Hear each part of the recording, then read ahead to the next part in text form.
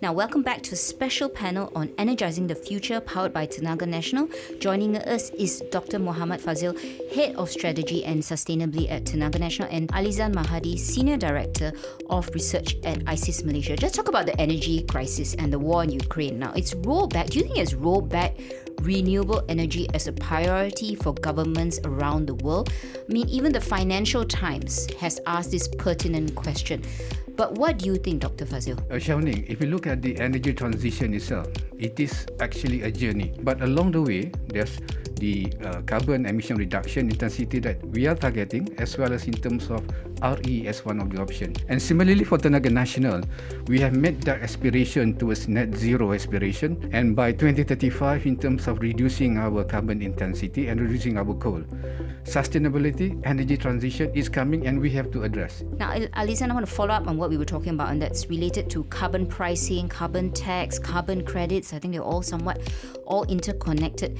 Do we have models from other countries to see how we can actually use it here in Malaysia?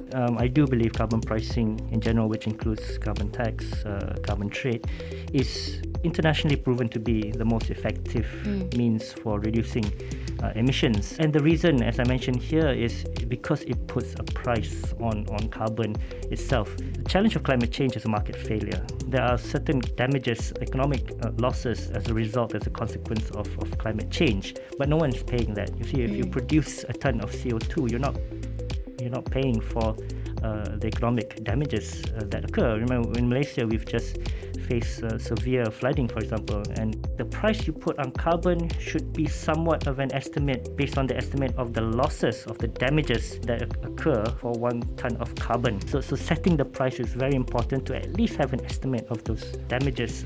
Okay, Dr. Fadzil, I want to ask a big picture question. I mean, we know, I think we accept 100% that there are environmental benefits from RE projects.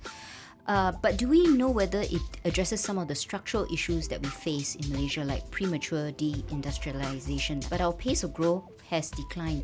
Do you see this transition to RE being catalytic in terms of job or business creation? I mean, for example, use your own project, which is the Sepang Solar project, which is the LSS1 to the Jasin Biogas project.